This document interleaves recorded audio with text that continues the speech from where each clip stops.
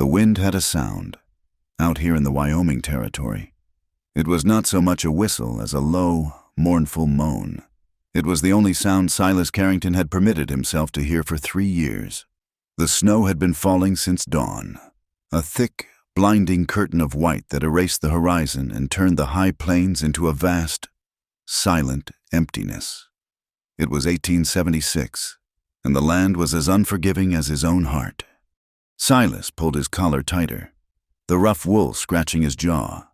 He was a man made of hard lines and quiet endurance, his face weathered by sun and scoured by a grief that had long since settled into his bones.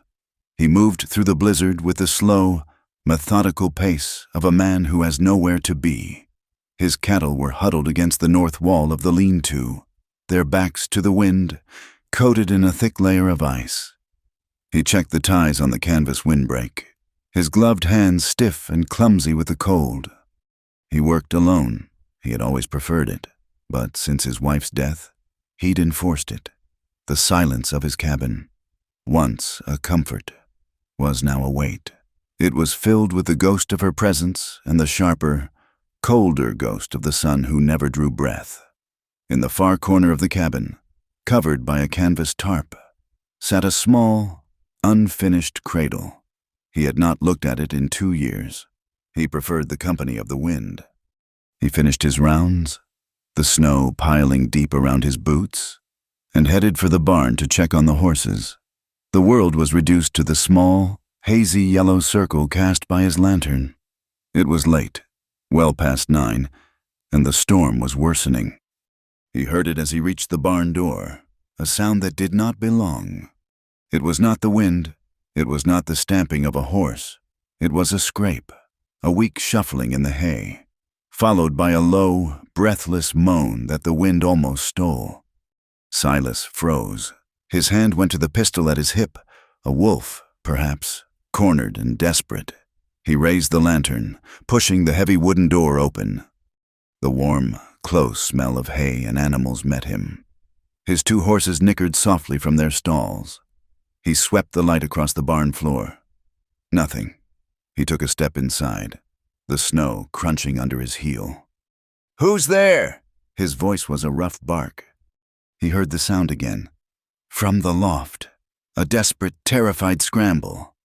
He climbed the ladder, holding the lantern high. The light fell on a pile of rags tucked behind a stack of hay bales. Then the rags moved.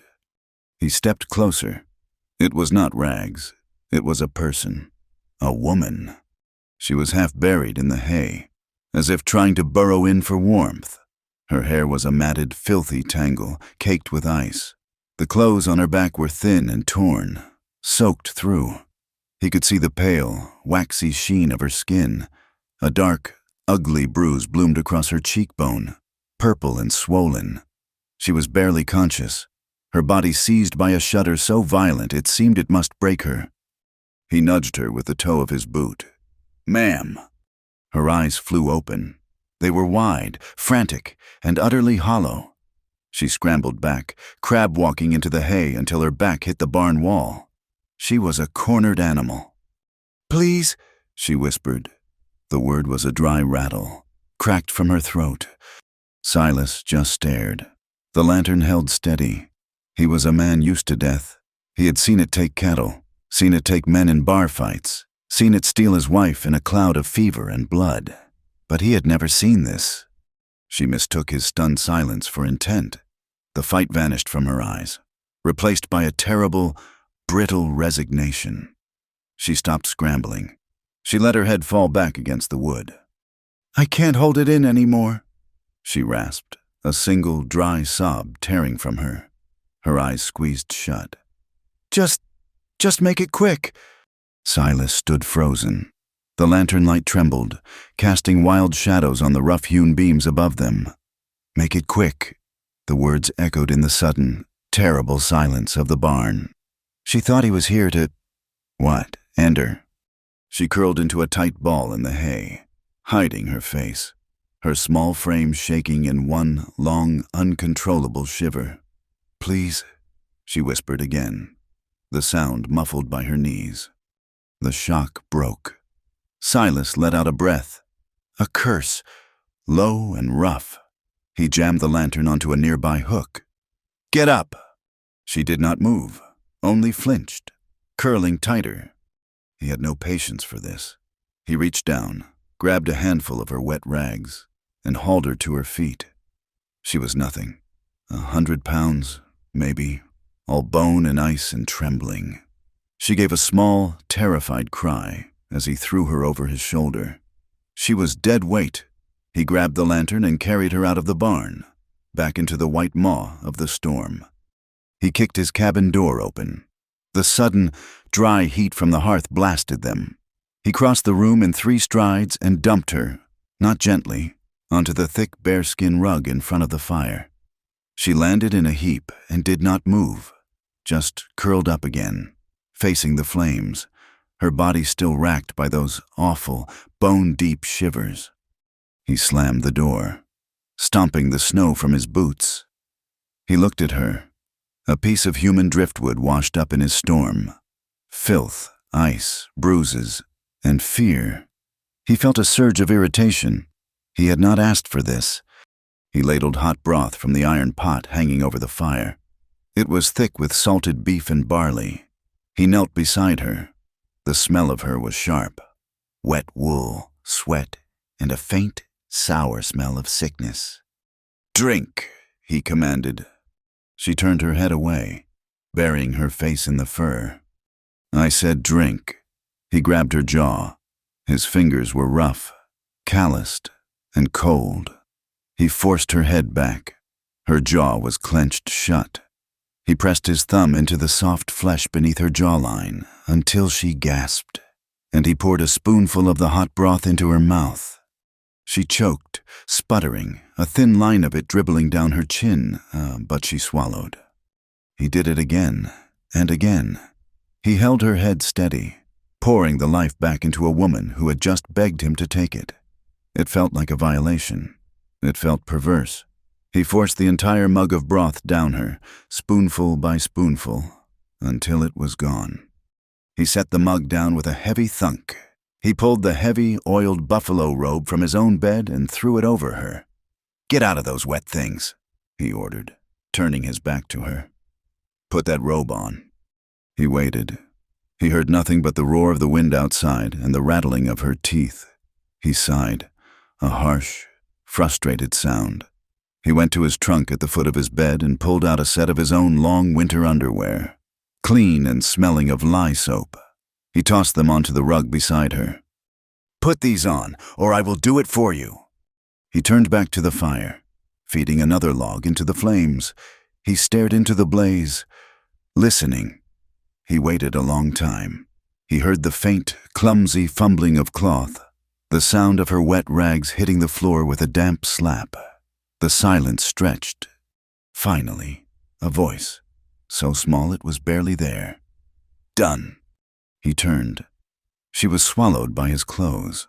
The sleeves and legs rolled up a dozen times. She was wrapped in the massive buffalo robe, huddled on the rug, her knees drawn to her chest. She looked like a lost child. He nodded, curtly.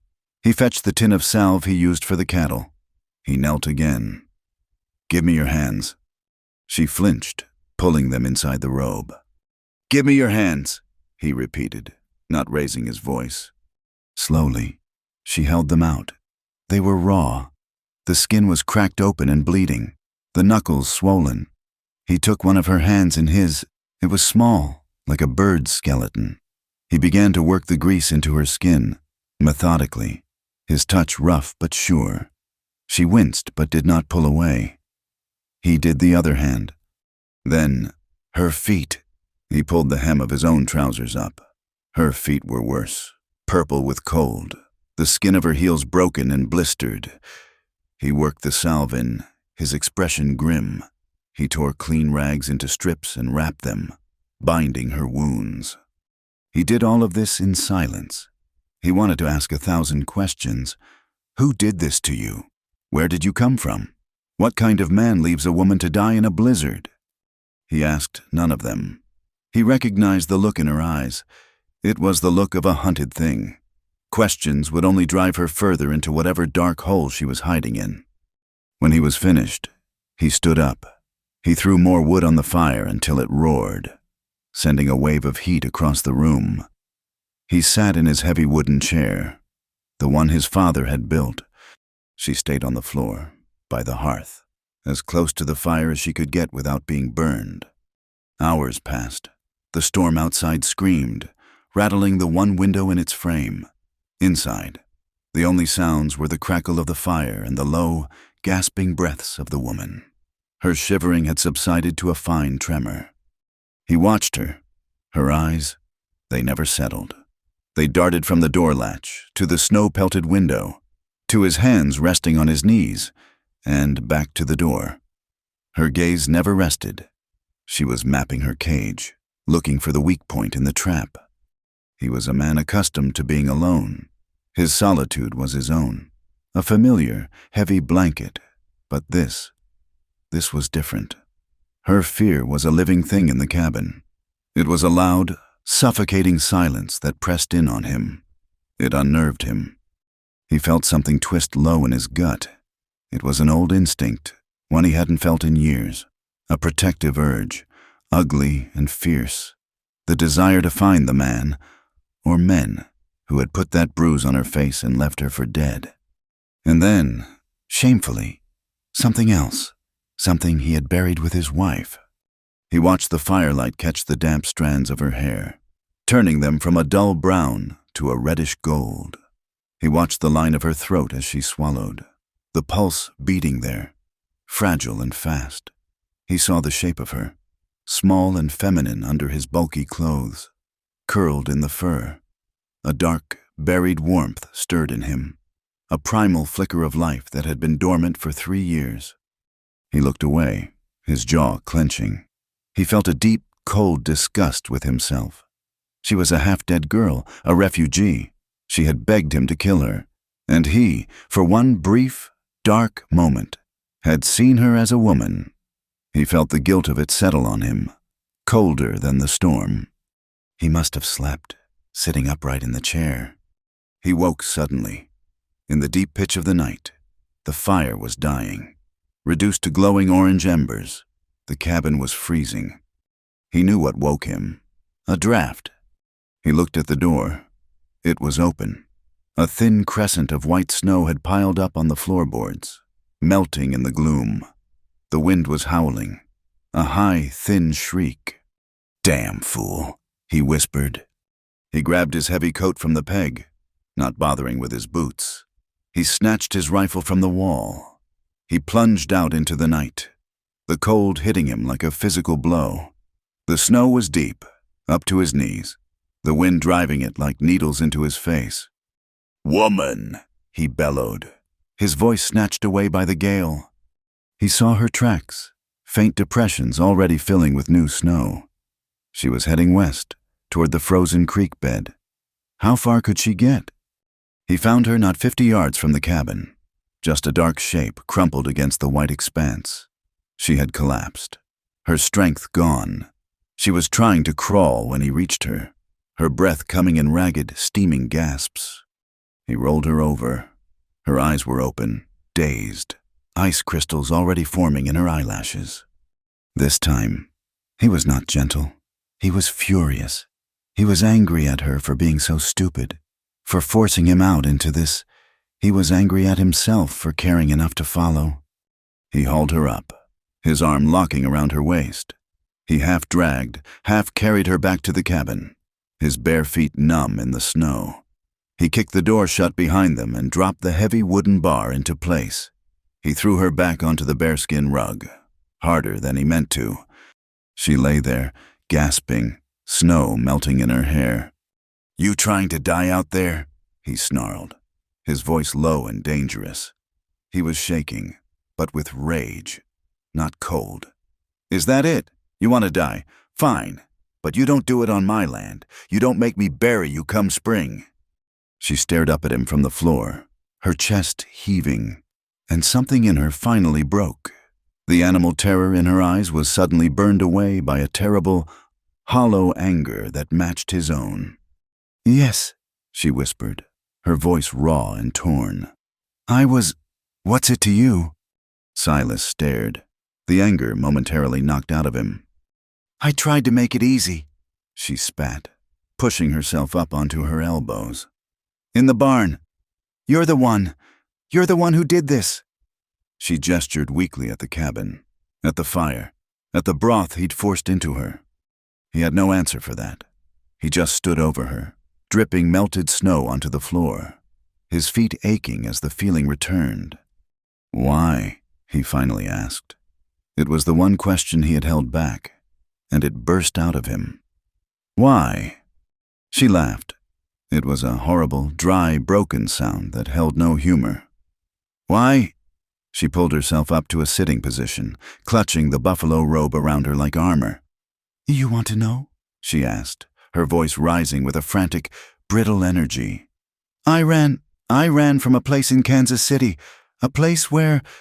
She choked on the word, her eyes squeezing shut. A brothel. I was there since I was 16. Silas felt the air leave the room. 16.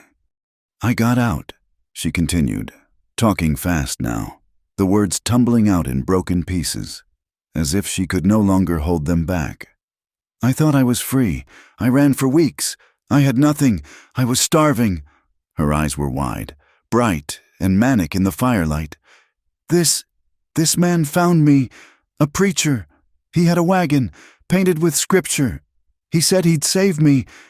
Her voice dropped, thickening with a disgust so profound it made Silas's stomach clench. He purchased me. That's the word he used. He said he was saving my soul from damnation, but he…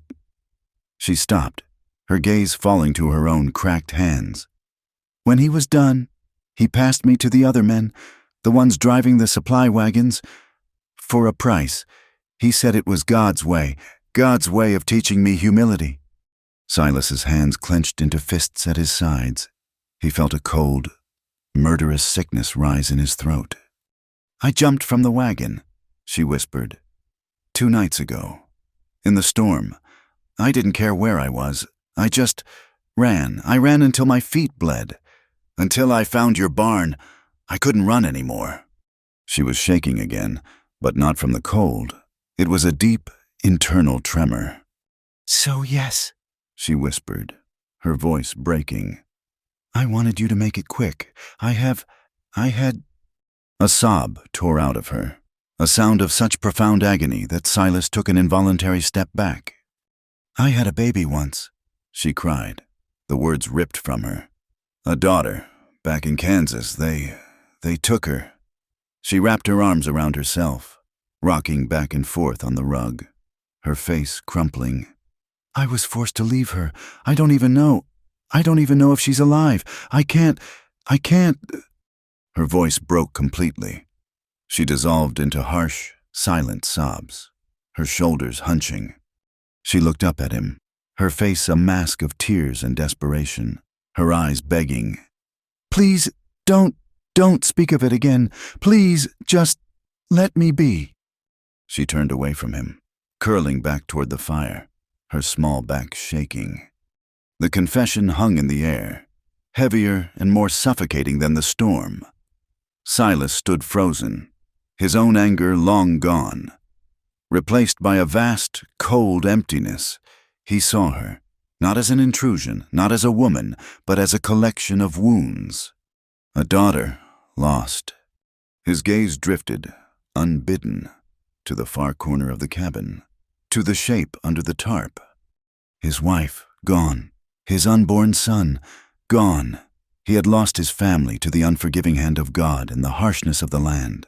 This woman, Clara, she had had hers torn from her by the deliberate, calculated cruelty of men. The old, familiar guilt rose up in him. Guilt for surviving when his wife and son had not. Guilt for breathing, for eating, for being warm. And now, a new, sharper guilt. Guilt for the flash of desire he had felt for this broken, ravaged creature.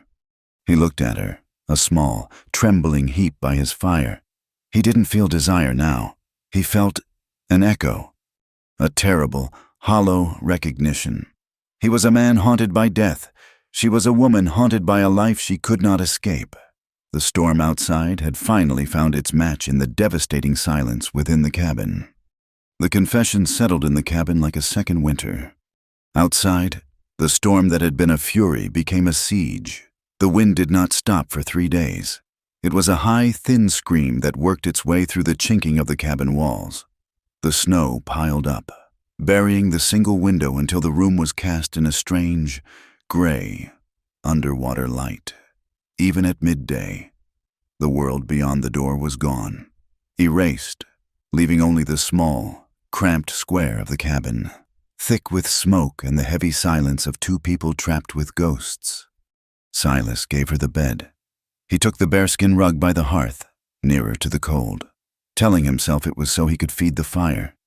He was a bad liar. He could not sleep in that bed, not with her in the room. It was the bed where his wife had labored and died. It was the bed where his own life had ended. Clara said nothing. She accepted the bed as she had accepted the broth, with a hollow, passive obedience that unnerved him more than her fear. The first day, they did not speak. The only sounds were the crackle of the fire, the howl of the wind, and the scrape of Silas's knife as he carved a new handle for a shovel. Clara sat on the edge of the bed, her hands folded in her lap, watching the opposite wall. She did not move for hours. The proximity was unbearable.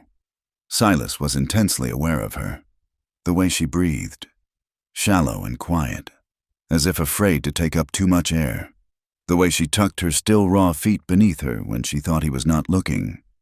He found himself watching her hands. They were never still. They picked at the seams of his borrowed long underwear.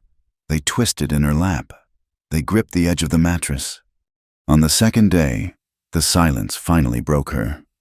He was checking the dwindling woodpile by the door when she spoke, her voice startlingly rough from disuse. "I can help." He turned. She was standing, her small frame lost in his clothes. "There's nothing to do but wait," he said, his voice flat. "I can," she insisted, a flicker of that desperate energy returning. "I can cook. I can sweep." He looked at the floor, already swept clean. He looked at the pot, already simmering with the last of the salted beef. He said nothing. She took his silence as permission. She moved to the small counter where he kept his supplies. She found the sack of potatoes and a knife. She began to peel them, her movements small, quick, and automatic. She was competent. This was something she knew. Silas returned to his chair, picking up his block of wood. He watched her from the corner of his eye. She worked with a frantic, focused energy. When the potatoes were done, she moved to the sack of dried beans. When those were sorted, she swept the floor again. She was making herself useful. She was trying to earn her keep. The realization sat like a stone in his gut. She was acting as if he were the preacher, as if she were still a possession that must prove its value or be discarded. He set his knife down. "That's enough." She froze, her hand still on the broom handle. "I can mend," she said, her voice small, rushed. I saw your shirt. By the peg. It's torn." He looked at the shirt. It had been torn for a month. "Leave it." "I can do it," she said, almost begging. She retrieved it. And his sewing kit, a small tin with coarse thread and a few thick needles. She sat on the hearth, closer to the fire, and tried to thread the needle. Silas watched. He saw it then, the shaking. Her hands were not just unsteady, they trembled with a fine, persistent tremor. She could not get the thread through the eye. Her breath hitched in frustration. Her knuckles were white. She tried again and again, her focus absolute, as if her life depended on this one small task. The wind gusted, rattling the door latch with a sudden, violent crack. Clara dropped the needle and thread as if she had been shot. She made a small, strangled sound in the back of her throat and pressed herself back against the stone of the hearth, her eyes wide and fixed on the door. "It's the wind," Silas said, his voice quiet. She did not seem to hear him. Her breathing was fast and shallow. She was not in the cabin. She was somewhere else. "Clara!" His voice, low and firm, seemed to pull her back. She blinked. The terror receded, leaving a wash of deep, profound shame. She looked at the floor, at the thread and the needle she had dropped. Slowly, she bent to pick them up. Her hands were shaking so badly now that she fumbled, her fingers unable to grasp the small metal shaft. She gave up. She put the needle and the spool of thread back in the tin, her movements precise and defeated. She set the tin on the floor. She did not look at him. She just wrapped her arms around her knees and stared into the fire. Silas felt a muscle in his jaw tighten. He wanted to say something, but the words would not come.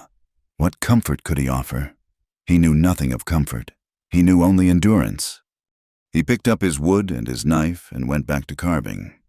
That night, she screamed. It was not a human sound. It was a raw, primal shriek of such profound terror that Silas was out of his furs and on his feet before he was fully awake. The fire had burned down to embers, leaving the room in near total darkness. He lunged for the bed, his heart hammering. "Clara!" She was fighting. She was thrashing against the blankets, her arms flailing. "No!" She was sobbing.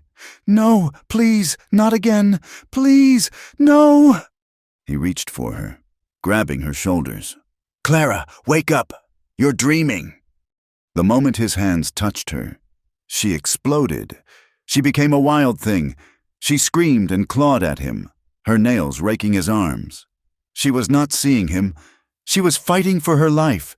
"Get off me!" she shrieked. "Don't touch me! Don't!"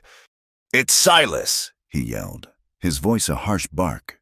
He captured her wrists, pinning them to the mattress. She was stronger than he expected, fueled by pure panic. "Clara, you are here! You are in the cabin! You are safe!" He repeated the words, over and over, his voice low and steady, trying to cut through the fog of her terror. "You are safe! It's Silas! You are safe here!" Her struggles weakened. The frantic shriek softened into broken, gasping sobs, her eyes wide and unseeing in the dim red glow of the embers, finally focused on his face. Recognition dawned, and with it, a horror worse than the nightmare. "Oh," she whispered. "God, oh, God!" She stopped fighting instantly. Her body went limp beneath his hands. She turned her head to the side, pressing her face into the pillow, a sound of absolute mortification tearing from her throat. I'm sorry. Silas let go of her wrists. He was breathing heavily. He could feel the sting of the scratches on his forearms, wet and warm in the cold air. He stood there for a long moment, helpless. The cabin was silent again, save for her muffled weeping and the ceaseless moan of the wind. He sat on the edge of the bed. She flinched, pulling herself away from him, curling into a tight ball at the far edge of the mattress. "You're safe here," he said again, his voice rough. She shook her head against the pillow. "I'm not," she whispered, her voice thick. "I'm not safe anywhere, not even in my own head." She took a shuddering breath. "He said, the preacher. He always said he was making me safe. He said he was saving me." Silas said nothing. He understood. The word safe was just another lie. He stood up. He walked to the peg by the door and took down his heavy shearling coat. It was the one he wore in the worst cold, thick with wool and stiff with use. He walked back to the bed and unfolded it. He laid it over her, covering her small, trembling form. It was a heavy, tangible weight. It smelled of him, of pine smoke and cold air and leather. He sat back down on the edge of the bed, his back to her. He did not touch her again. He just sat, a solid, unmoving presence in the dark. For a long time, she wept. He listened. He listened to the pain she had confessed, the pain she had held back, and the pain she could not even name. After an hour, or perhaps 2, the weeping subsided. The cabin filled with a stillness that was different from the silence before. It was not empty, it was full. The storm raged outside. Inside, two broken people sat in the dark, breathing the same cold air, anchored by the weight of a shared, unspoken understanding. He did not move until the first gray light of dawn touched the snow piled against the window. When he was sure she was asleep, he quietly stood, added wood to the fire, and went out to face the storm and feed his horses. The storm broke on the fourth morning. The wind died, leaving behind a world of blinding white and absolute silence. The snow was piled in massive drifts, taller than a man, sculpted by the gale. The roads were impassable. They were not trapped by the storm anymore. They were buried by it. Clara was quiet when he came back inside. His clothes caked in snow. She was already up, the cabin tidied, the pot on for coffee. She did not meet his eyes. The shame from the night before was a thick blanket between them. She busied herself, but he could see the tension in her. She was waiting for the punishment, for the anger. It did not come. He simply shook the snow from his coat, hung it, and sat by the fire to clean his rifle. The ordinary, domestic sound of him oiling the mechanism seemed to settle her. "I need to clear the roof," she said, her voice low. "And the path to the barn." Silas glanced up. "I'll do it." "I can help," she insisted. "No." "I want to." Her chin was up, a flash of something hard in her eyes. It was not defiance. It was a need to do something, to sweat, to fight something other than the ghosts in her head. "I need to be outside." He looked at her for a long moment. He saw the desperation in her, the need to prove she was not just a burden, not just a creature of nightmares. He nodded slowly. "The air will be good." He bundled her in his spare clothes. He gave her his wife's old boots, stuffing the toes with rags so they would fit. When she stepped outside, she staggered. The sudden, sharp cold and the brilliant, painful brightness of the sun on the snow stealing her breath. He began to clear the drifts from the cabin door, tossing heavy shovelfuls of snow aside. He expected her to go back inside. Instead, she walked to the wood pile. It was half buried. She picked up the axe.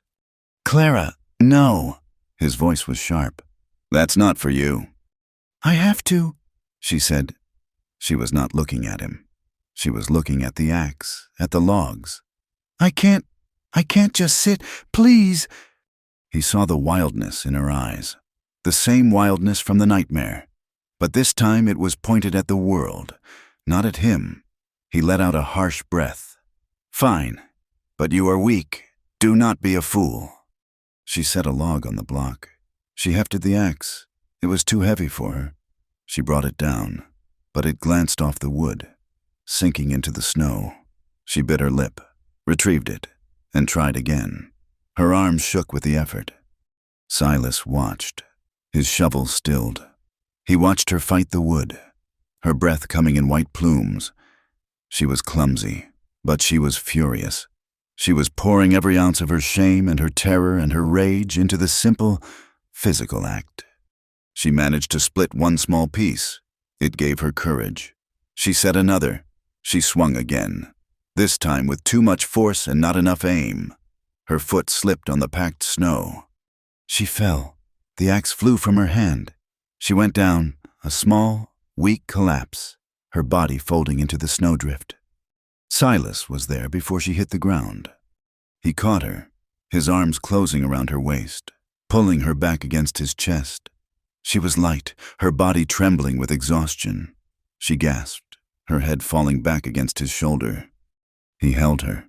He could feel the frantic, rabbit-fast beat of her heart through the thick wool of her coat.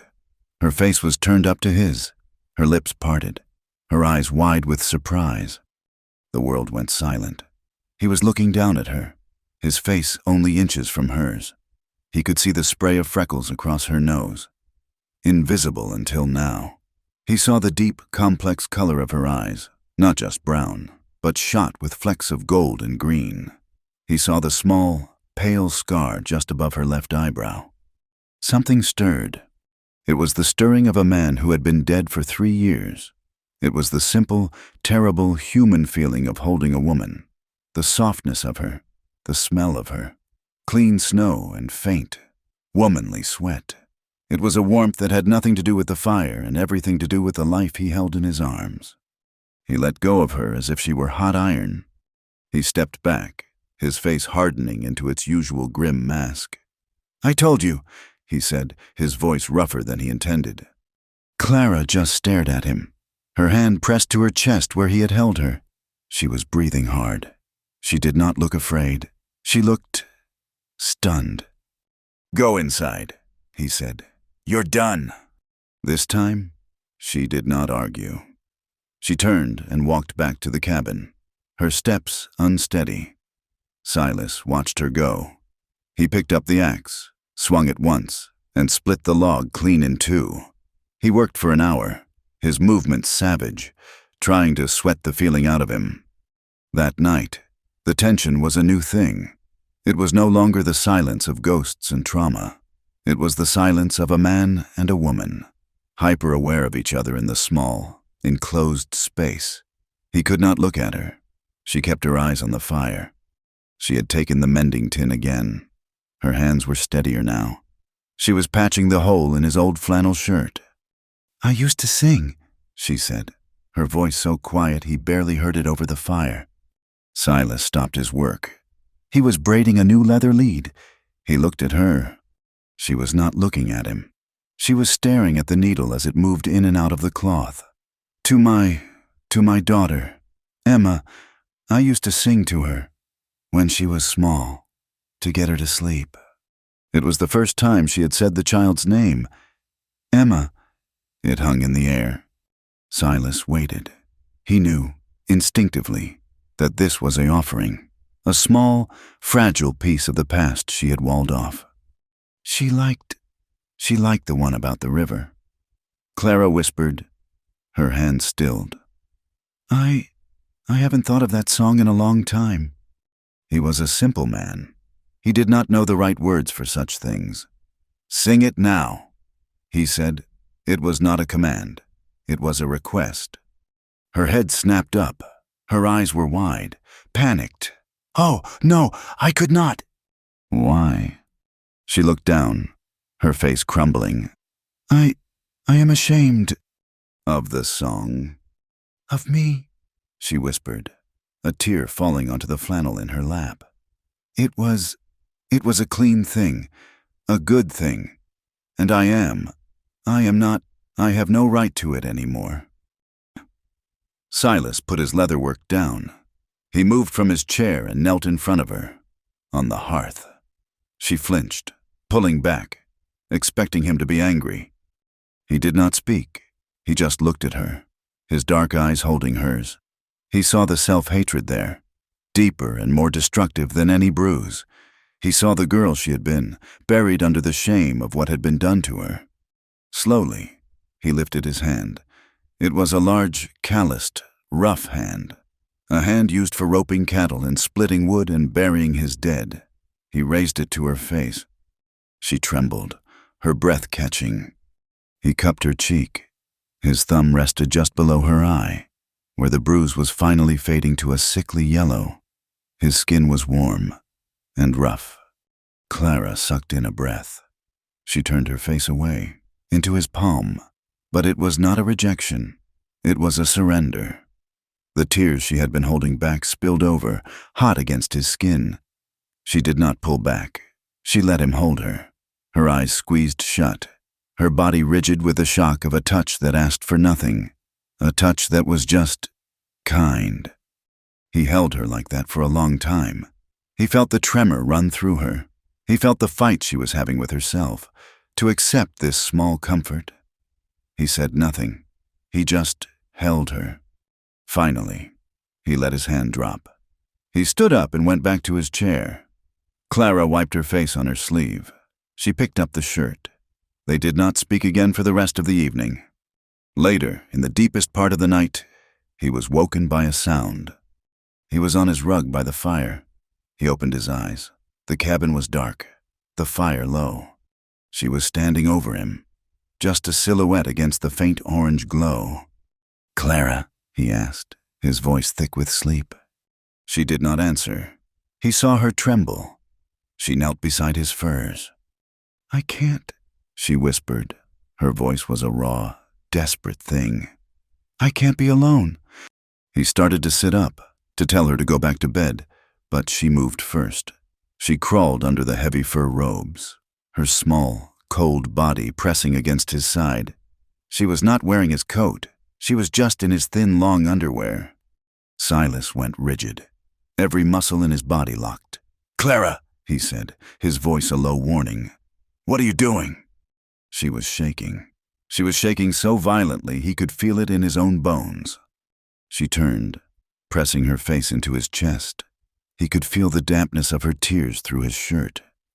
"Please," she whispered, her voice muffled against him. "Just make it quick. I can't hold the loneliness in anymore." He understood. It was the same words from the barn, but the meaning was new. She was not asking for death. She was asking for an anchor. She was asking for a reason to live. The animal part of him, the man who had been cold and alone for 3 years, wanted to take her. The urge was a sudden, hot sickness in his throat. She was warm, she was soft, and she was offering. He could end his own loneliness right now. But he heard her, not what she was offering, but what she was asking. He let out a long, ragged breath. He did not touch her, not in that way. Instead, slowly, with a tenderness that felt foreign and painful, he put one arm around her. He pulled the heavy furs up, covering them both. He did not kiss her. He did not move his hand to her skin. He just held her.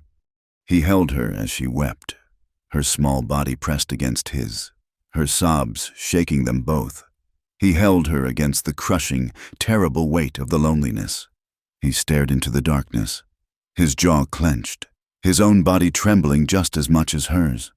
He was trembling with the force of what he was not doing. He was trembling with the agonizing, unfamiliar return of his own humanity. He held her, and he did not let go. That night changed the air. When Silas rose in the gray dawn, he expected to find her gone, or back on the bed, or cowering. Instead, she was already up, feeding small sticks into the embers of the hearth. She did not look at him, but she did not flinch when he moved past her to fetch his coat. The silence in the cabin was no longer the hollow, aching void of two strangers. It was the dense, watchful quiet of an unspoken treaty.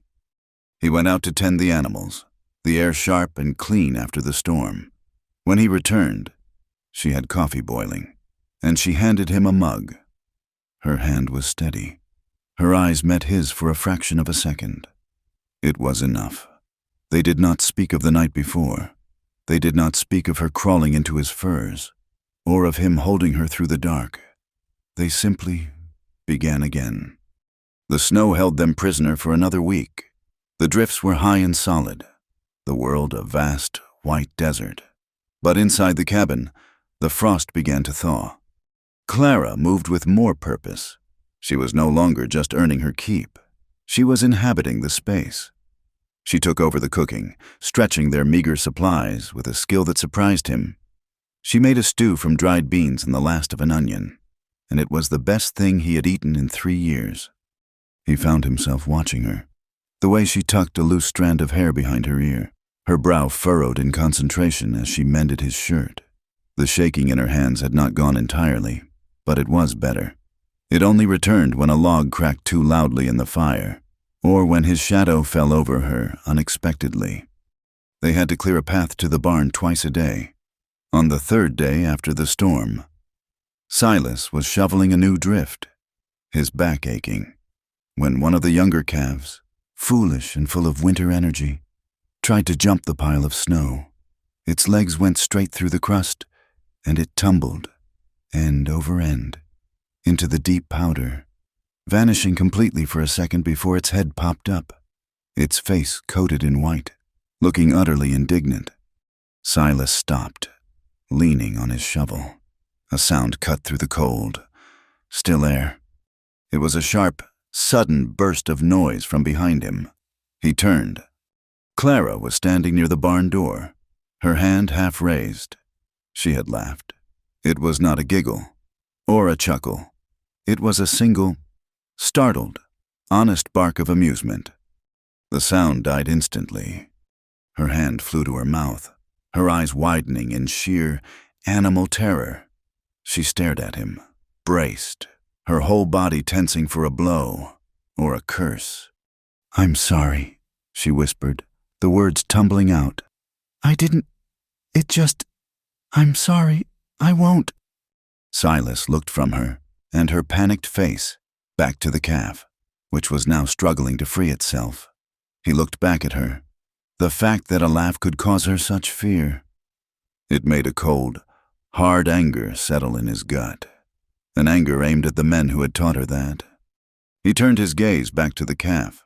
He felt the muscles in his own face, stiff from years of disuse, pull into an unfamiliar shape. It was not a full smile. It was just a slow lifting at one corner of his mouth. "Fool calf," he said, his voice rough. He turned back to his shoveling. He did not look at her again, but he heard her. He heard the long, shuddering breath she let out. He heard her stand there for another minute, watching him. When she finally moved to fetch the milking pail, her step was lighter. That night, the pretense of their sleeping arrangement felt absurd. The cabin was bitterly cold. The fire fought the draft from the door, but the corners of the room were laced with frost. Silas looked at his furs on the hard floor. He looked at the single bed, where his wife had... He stopped that thought.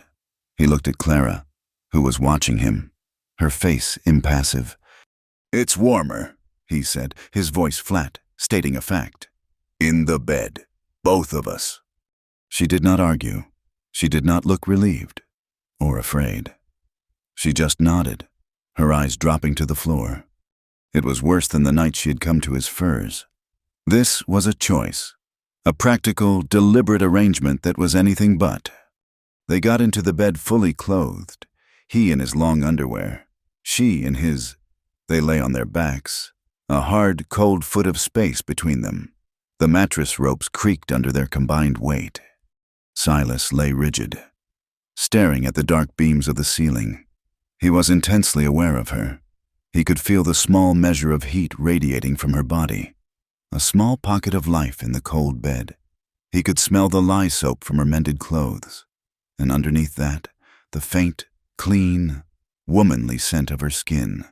He listened to her breathe. It was shallow, too quiet. He did not sleep. He wondered if she did. This went on for 3 nights. 3 nights of lying side by side in the dark, a chasm of unspoken tension separating them. They were drawn together by the simple, animal need for warmth, but held apart by a fear so profound it was a physical barrier. He was afraid of his own strength, afraid of breaking the fragile trust he had earned. She was afraid of being broken again. On the 4th night, the space between them had shrunk. They lay on their sides, facing away from each other, their backs almost touching. The cabin was silent save for the low embers hissing in the hearth. Neither of them was asleep. He could feel it. The air was thick with their wakefulness. He felt her shiver, a small, involuntary tremor that ran through her body. He could not stand it anymore. The silence, the cold, the loneliness. Slowly, his movements measured. He turned onto his back and then onto his other side, so he was facing her. She was a still, small shape in the dark, her back to him. He lifted his hand. It hung in the cold air between them. He did not want to frighten her. He just wanted... He reached out and laid his hand, not on her body, but on her wrist, where it rested on the pillow near her face. She froze. He felt the instant stop of her breath, under his rough palm. Her pulse leaped. A frantic, trapped bird beat. He could have counted every beat. 1, 2, 3, 4. She did not pull away. She did not move at all. She just let him. He left his hand there, a simple point of contact, a bridge. He felt the frantic pulse begin to slow. just slightly. After a long minute, she turned. She rolled onto her back, and then onto her side, to face him. Her eyes were huge in the dim red glow from the fire. They were wide, dark pools, and he could see the fear in them. But beneath the fear, there was something else. A question, an aching, desperate curiosity. He looked at her. He saw the girl who had begged him to kill her. He saw the woman who had laughed at a clumsy calf. He saw the faint, pale scar above her eyebrow. He lifted his other hand, the one not covering her wrist, and slowly brought it to her face. He gave her every second to pull away, to turn, to say no. She watched his hand approach. She did not move. His thumb, rough and calloused, brushed her cheekbone. She closed her eyes, a sharp intake of breath. He leaned in. The movement was agonizingly slow. He stopped an inch from her. He was giving her the power. He was letting her make the last move. She let out a long, shuddering sigh, and the last inch vanished. Their lips met. It was not a kiss. It was a simple, desperate pressing of mouths. It was chapped skin, and the faint taste of salt, and the cold air. It was uncertain, gentle, and profoundly sad. He pulled back, just enough to see her face. Her eyes were still closed. A small sound, a half-sob, broke from her throat. Her hand, the one he was not holding, came up. Her fingers gripped the front of his shirt, clutching the wool as if she were drowning. She pulled herself closer. The second kiss was nothing like the first. It was hungry. It was a collision. It was all the loneliness, all the ice, all the unspoken words of the last weeks. It was a desperate, primal need, not for sex, but for life. He tasted the tears on her lips, and his own breath was ragged in his chest.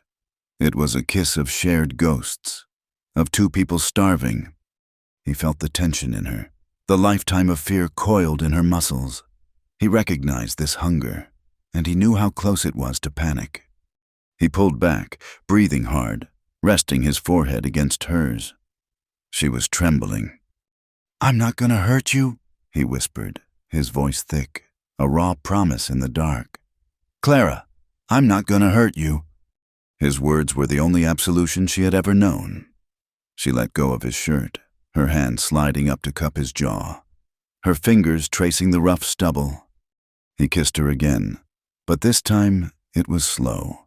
He was teaching her. He was showing her a different kind of touch. His hands moved from her face, to her hair, pushing it back from her temples. He kissed her eyelids, her cheek, the line of her jaw. His touch was not hurried, not demanding. It was reverent. The layers of clothes between them became a barrier, a frustration. With fumbling, cold fingers, they helped each other. The cold air hit their skin, but they generated their own heat. He was afraid. He had not been with a woman since Mary. He felt stiff, clumsy, afraid of his own strength, afraid of the memories locked in this bed. She was more afraid. He could feel it, every time his hand moved to her waist, or her side. She flinched, a small, involuntary tightening, before she forced herself to relax. She was unlearning a lifetime of pain, second by second. He moved over her, bracing his weight on his elbows, careful not to crush her. He looked down at her face, a pale oval in the darkness. "You're sure?" he whispered. It was not a question. It was a final offer of escape. She did not speak. She just lifted her head from the pillow and kissed him. It was slow. It was full of restraint. It was a raw, aching vulnerability for both of them. It was a quiet, desperate collision of two ruined souls, finding not passion but a profound, healing comfort. It was not a taking.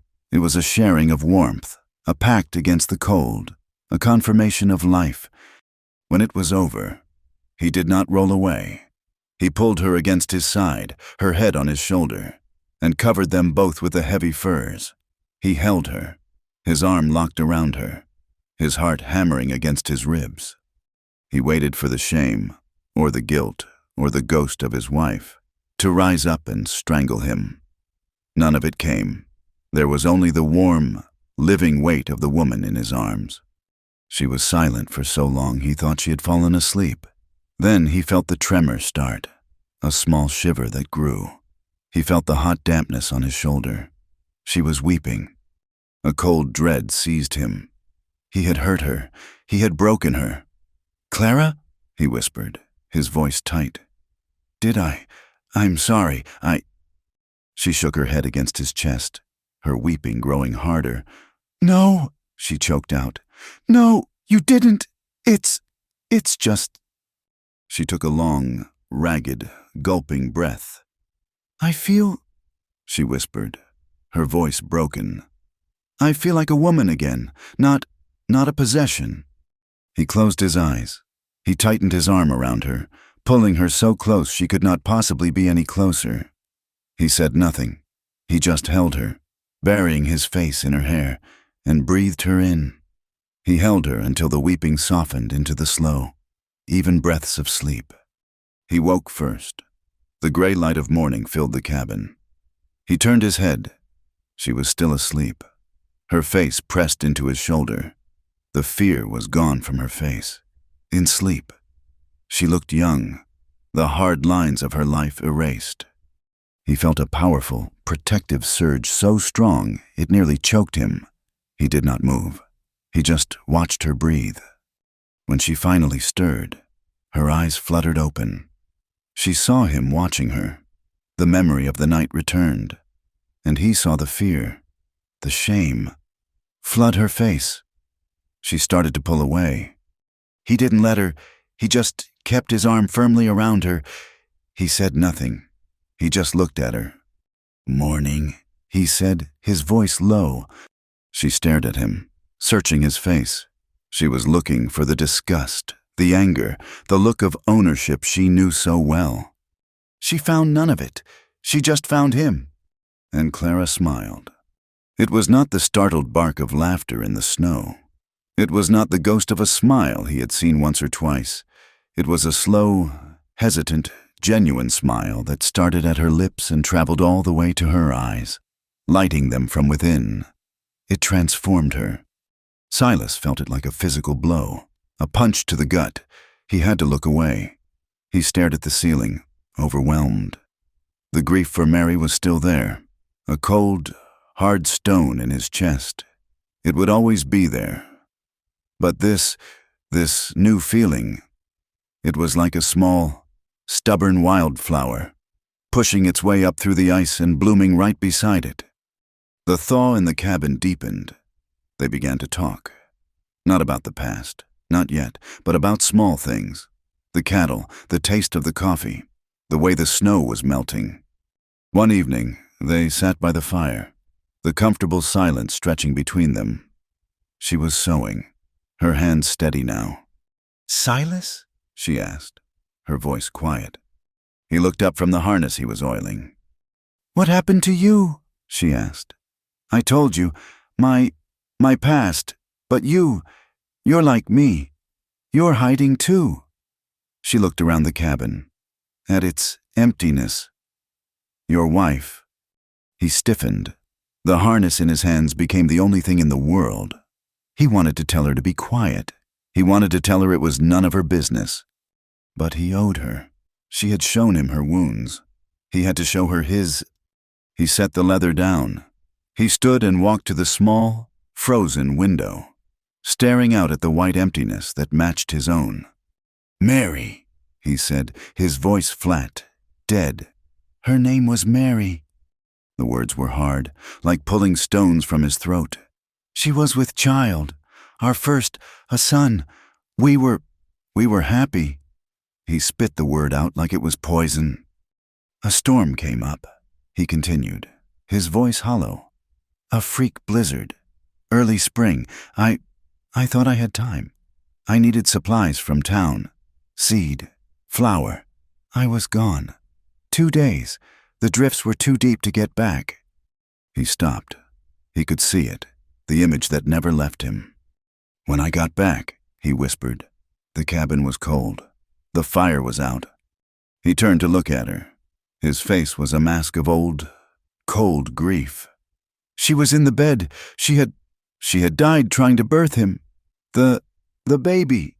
He was there, born dead. He was perfect, small, but perfect. He looked down at his own hands. I wasn't here. I was buying seed. I wasn't here when she cried for me. I wasn't here to hold her hand. I found them, both cold. I buried them, out on the ridge, together. He looked back at the window. I never forgave myself. I never will. Clara watched him. She did not cry for him.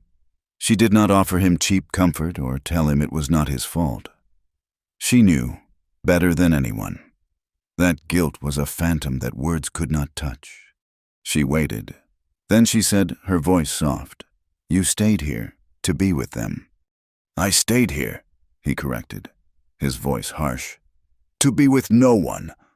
Later that night, as they lay in the dark, she touched his arm. Silas, he grunted. I don't want to be saved, she whispered, her voice fierce. I'm tired of men trying to save me, from sin or from myself. He turned to look at her. But, she said, her voice softening, I'm starting to believe in safety. Here, with you. A few days later, the sound of dripping water was constant. The snow was pulling back from the window, letting in a brighter, watery light. The thaw had truly begun. Silas was cleaning his rifle by the fire. Clara was humming. It was a small, absent-minded sound, a simple, aching melody. He had never heard her hum before. He froze, his hand stilling on the rifle stock. What's that? He asked. She stopped instantly, a blush rising on her neck. It's nothing, just a song. The one you told me about? He asked, his voice quiet. For Emma. She nodded, looking down. Yes. Sing it, he said. It was the same request as before. She hesitated. The old shame, the feeling of being unworthy was still there. Please, he said. She took a deep breath. She looked, not at him, but into the flames, and she began to sing. Her voice was not trained. It was a little rough from disuse, a little thin, but it was clear, and it was true. It was a plains lullaby, soft and aching, about a wide river and a sleepy moon and a mother's promise to return. It was a sound of such pure, uncomplicated love that it felt like a prayer. Silas sat perfectly still, his rifle forgotten in his lap. He was stunned. This beauty, this clean, clear sound, coming from this woman who had been so broken, who had clawed her way back from the edge of death. He felt a strange, painful tightening in his chest, a pressure behind his eyes he had not felt since the day he shoveled the frozen earth over Mary. A single, hot tear escaped his eye.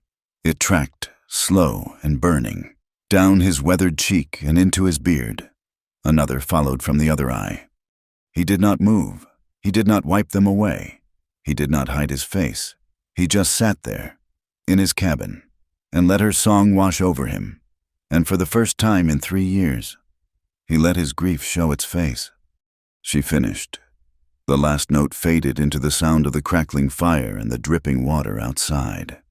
She turned her head and looked at him. She saw the tears glistening on his cheeks. She did not look shocked, or afraid, or ashamed. She just saw him.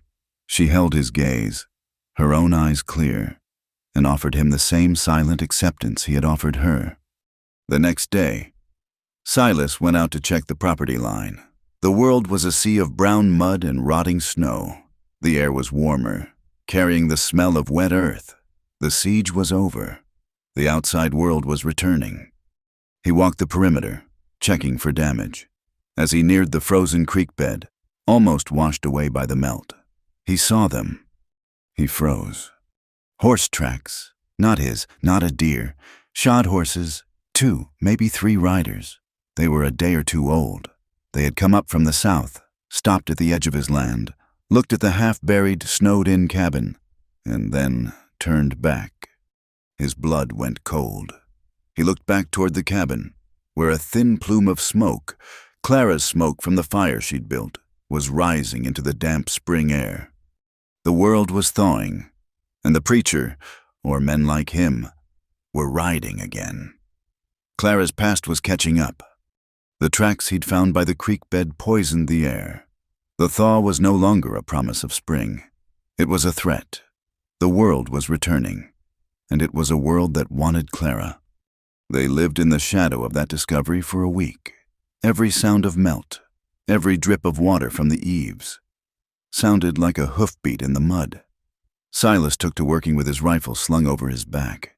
Even when mending the fence line just 100 yards from the cabin, Clara stopped humming.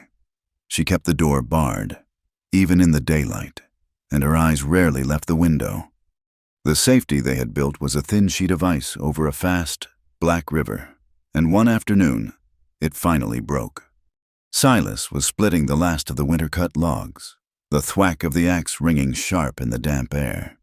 He heard it before he saw it, a sound that did not belong, not the sucking mud step of his own cattle, but the steady, rhythmic plod of a shod horse. He looked up, his hand tight on the axe handle.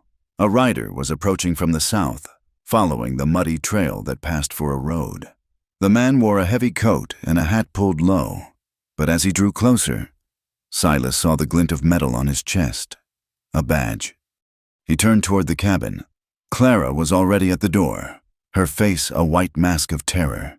She had seen him too.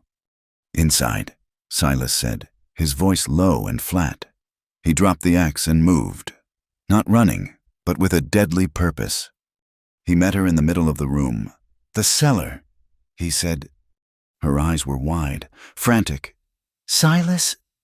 "Now, Clara." He tore the bearskin rug from the floor, revealing the heavy trap door that led to the root cellar. He yanked it open. A smell of damp earth and old potatoes rose from the darkness. He won't look," she whispered, her voice shaking so hard she could barely form the words. "Get in, and do not," he commanded, his voice iron. "Make a sound, not if the cabin itself burns down. Do you understand me?" She nodded, tears welling. She scrambled down the short ladder, disappearing into the pitch black. Silas slammed the heavy door, dropped the rug back over it, and kicked it straight. He threw a log on the fire, grabbed his mug of cold coffee from the table, and sat in his chair, facing the door. Just as a heavy knock rattled the frame, he waited a long beat. Then, "It's open." The door swung inward. The man who entered was tall, with a wet mustache and cold, gray eyes. He was a deputy.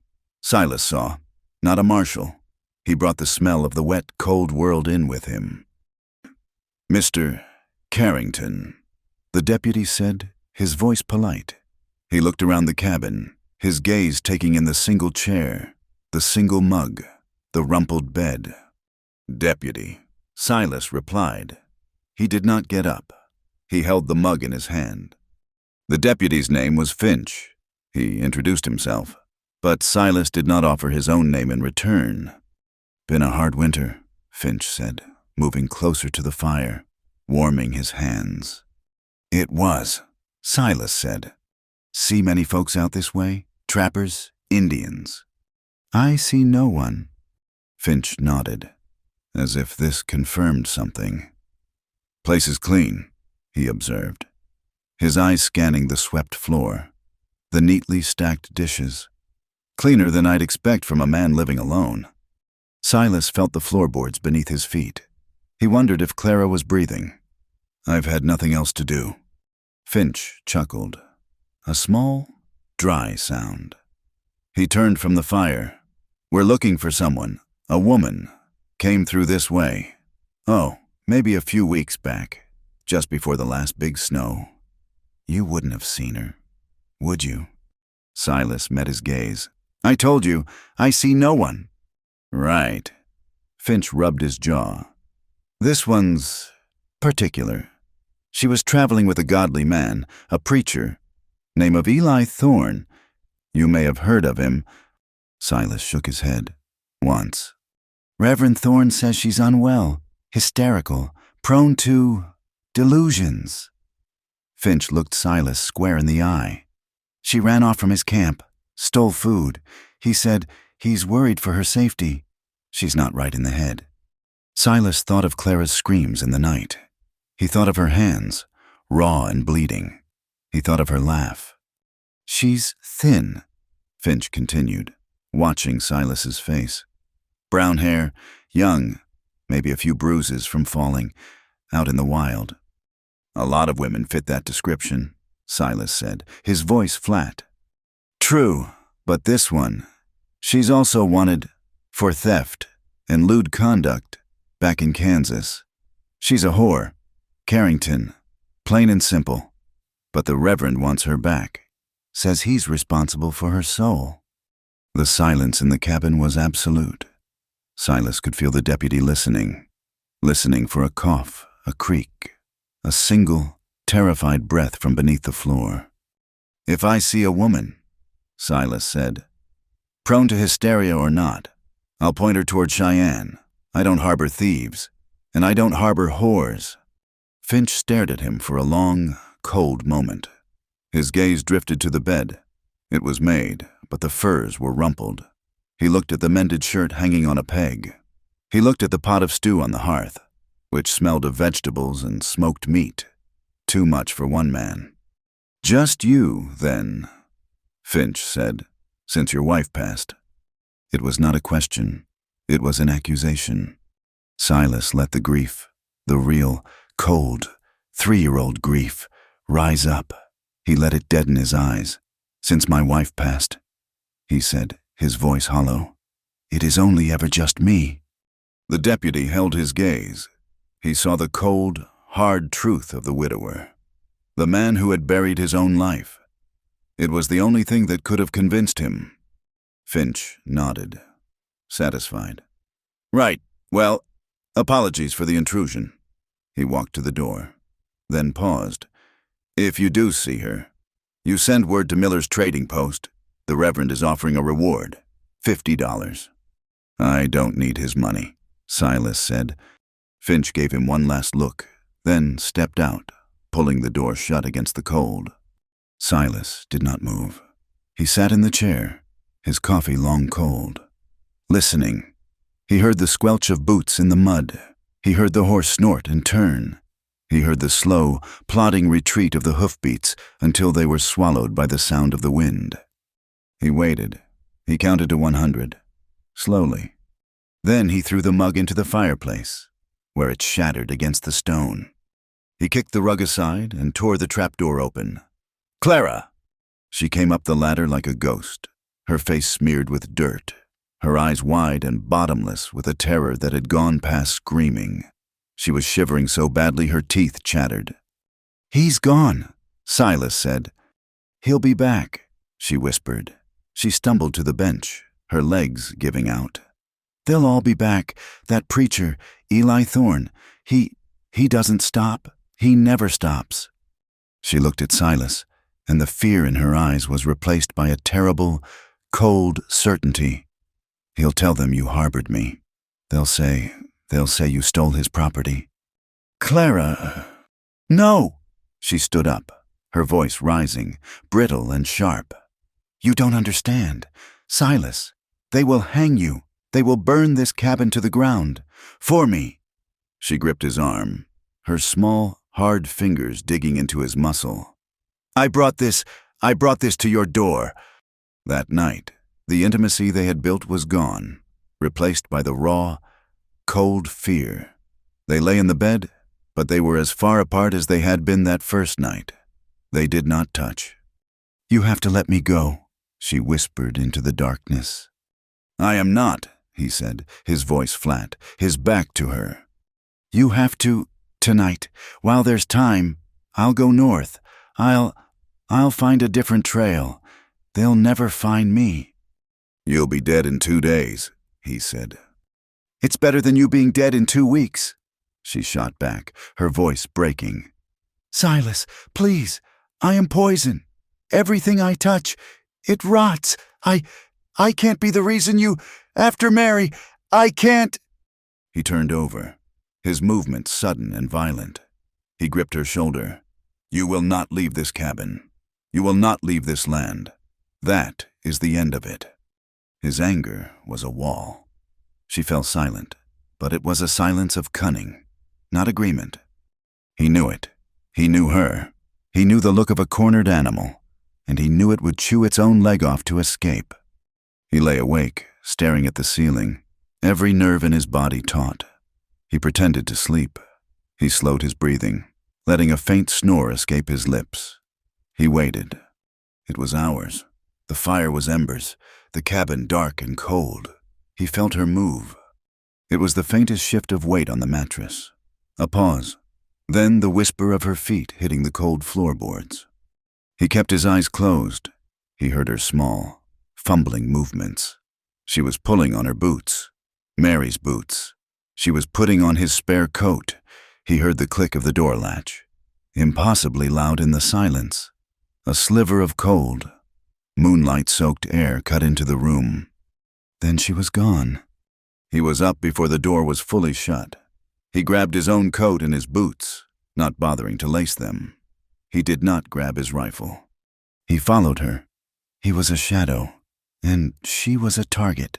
The mud was silvered by the high, cold moon. She was moving fast, stumbling, half running toward the creek bed, toward the tracks he had found.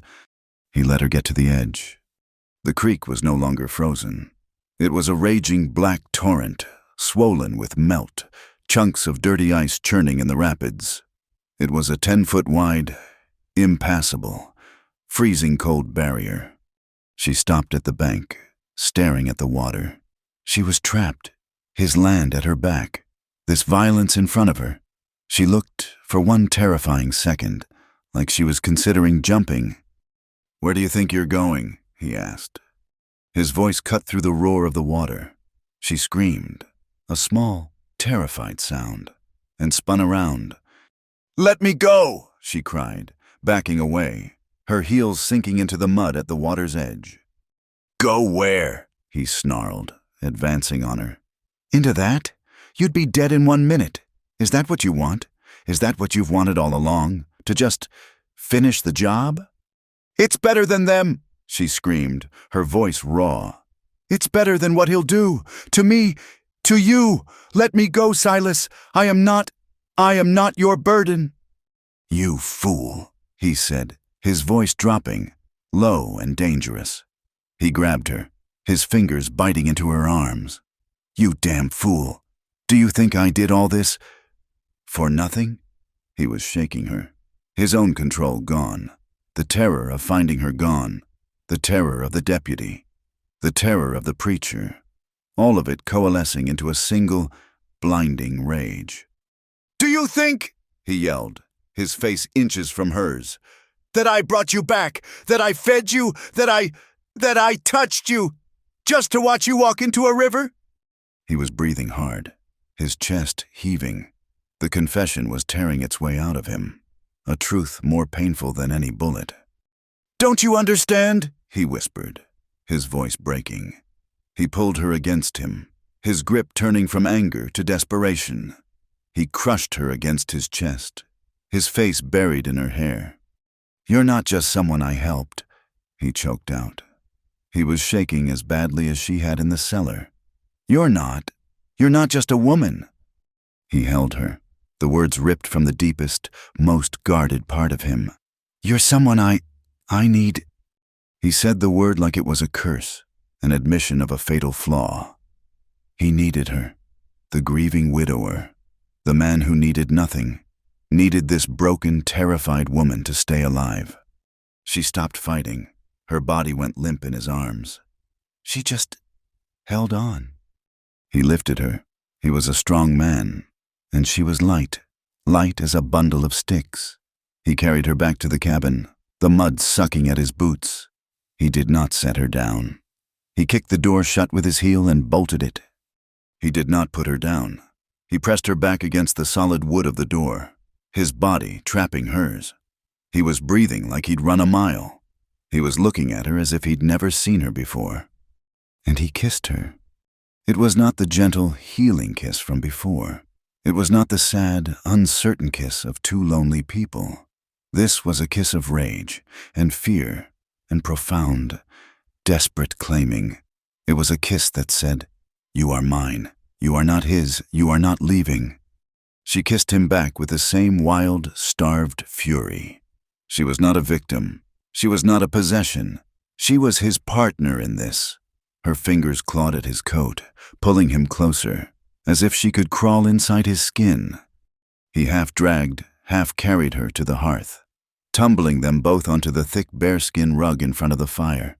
Their clothes were wet and cold and muddy, and they tore at them. This was not about tenderness. This was about life. It was a fierce, healing, desperate collision. It was two ruined souls, pushed to the absolute edge, choosing not to jump, but to turn and find solace in the only other person in the world who understood. They fell into each other, a primal, wordless argument that left them breathless, bruised, and finally, still, they lay tangled on the fur, the firelight washing over their damp skin. The cabin was silent, the roar of the river a distant memory. He was on his back, staring at the ceiling, his arms still locked around her. She was tucked against his side, her head on his chest, her breathing slowing to match his. She was the first to speak. She did not lift her head. Her voice was a low, hoarse whisper, aimed at his heart. "I'm done running," she said. He turned his head to look at her. She pushed herself up on one elbow, her short, tangled hair falling across her face. Her eyes, in the firelight, were not afraid. They were hard. They were clear. "I don't want to run anymore," she said, her voice gaining strength. "He's been chasing me for a year. I'm tired." She looked at him, her gaze unwavering. "I want to fight." The next morning, the world had changed. The fear was still there, but the panic was gone. It had been burned away, replaced by a cold, sharp resolve. Silas did not go out to the fences. He went to the locked ammunition box he kept under his bed. He took out his spare pistol, a Colt Dragoon, heavy and well-oiled. He took out a box of cartridges. He found her by the fire, drinking coffee. He held the pistol out to her. "But first." "You want to fight," he said, not a question. "You learn how—" She looked at the gun, then at his face.